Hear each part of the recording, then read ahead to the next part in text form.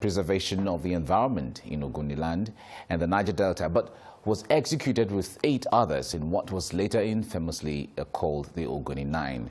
25 years after, the story of Ken Saro-Wiwa still draws attention to the battered ecosystem of ethnic minorities of the region blessed with crude oil.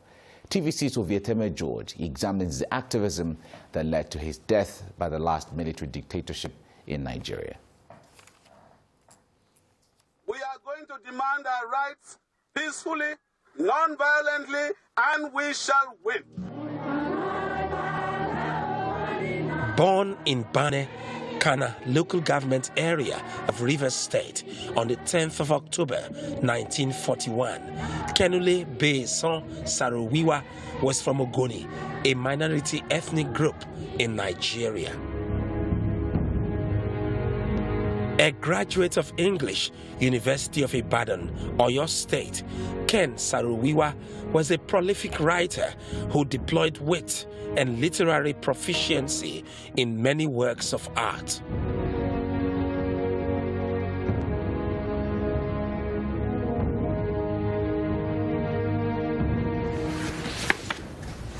Despair. He cursed the earth for spouting oil, black gold they called it, and he cursed the gods for not drying the oil wells. What did it matter that millions of barrels of oil were mined and exported daily, so long as this poor woman wept those tears of despair? Losing a bid to represent the Ogoni in the Constitutional Convention to usher in the Second Republic in 1978 may have led to the realization that politics is indeed local and the key to having a voice in Nigeria.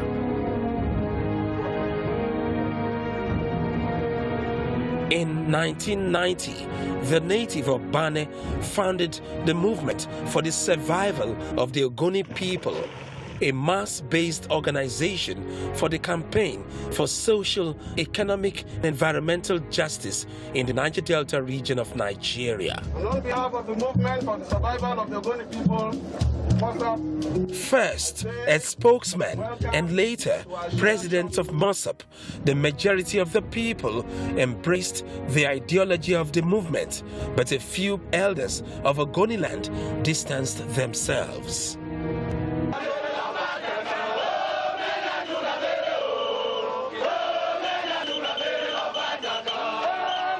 As outspoken critics of the Nigerian government, Ken Saro-Wiwa, Ledu Mite, and top members of MOSAP led a non-violent campaign against environmental degradation of the land and waters of Ogoni by the operators of the multinational petroleum industry. we want freedom! We want freedom! We want freedom! We want freedom! While the campaign endured, members of the movement were tried by a special military tribunal for allegedly masterminding the gruesome murder of some Ogoni elders at a meeting. Saro-Wiwa and 8 persons infamously called the Ogoni 9 were sentenced to death and hanged in 1995 by the military dictatorship of General Sani Abacha.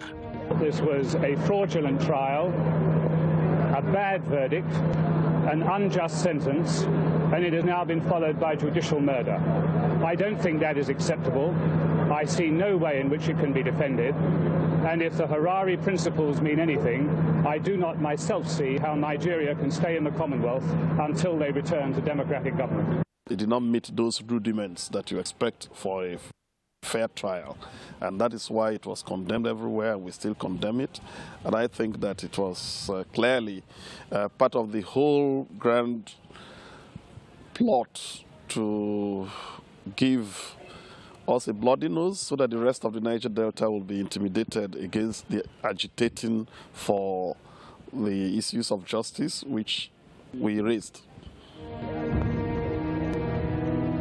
The execution provoked international outrage and resulted in the suspension of Nigeria from the Commonwealth of Nations for 3 years.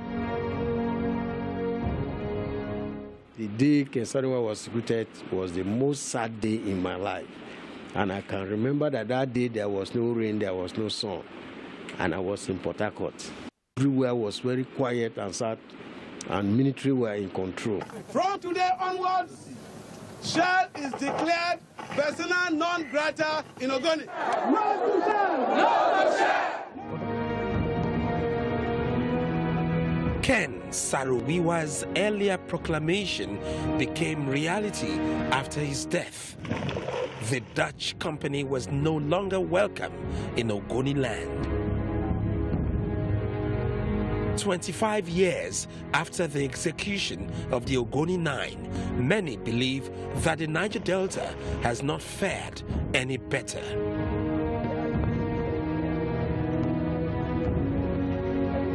Resource control and restructuring now dominate national discourse as the oil-rich region contends with pollution and other forms of environmental degradation. Sometimes the victims of injustice are the last to even realize. We've been living with this pollution, we've been living about the environmental that way, we've been living with underdevelopment for ages. But we blaze the trail, we raise those issues. We must be able to make sure that those who lost their lives or who sacrificed their lives in this struggle, that those deaths are not in vain. And therefore we must agitate to make sure that we get justice.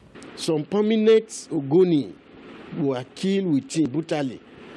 But still, I don't think we have anything to remember them for than the hero that paid the price for the benefit of his people of the Niger Delta. And anything the blood has been spilled, with time, the benefit must come, because you cannot stop the message, but you can stop the messenger. From local government level all the way to federal government, will restructure this country, and it is foolish for anybody in the Niger Delta region to be planning and hoping and thinking that they will be either president of this country or vice president, because what we want is not the presidency. What we want is to restructure Nigeria to have self-determination, to have justice and equity.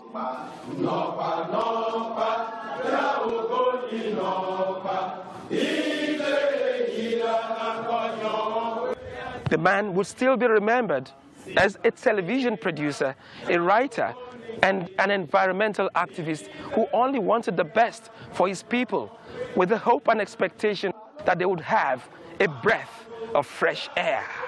Ovieteme George, TVC News, Bane.